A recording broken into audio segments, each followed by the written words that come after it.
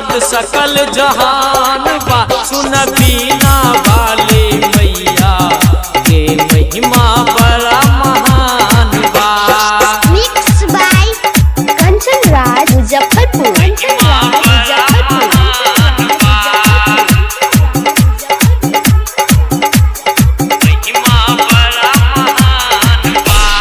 हंस सवारी करके माँ अइले सेवक दुआरिया। भक्ति में बा मगन सब नाच सारा पुजरिया। ज्ञान के दीप जरावेलू अंधियारा मिटावेलू। श्रद्धा भाव से पूजे जे भी उनका मन सपुरावेलू।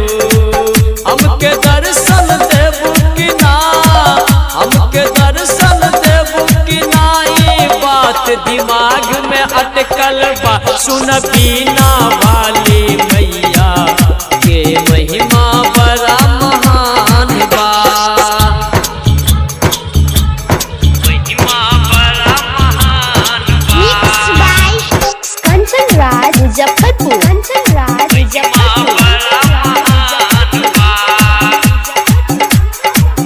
Mahamaya recording studio Nirmali ward number 2। ओ ब्रह्मा विष्णु धियावेला, माँ से अर्जी लगावेला। विद्या से बढ़ के दौलत कुछ ना, वेद पुराण बतावेला।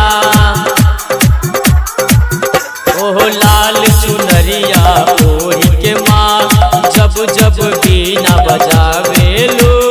झूमे धरती झूमे अंबर ऐसन मस्ती चढ़ावेलू।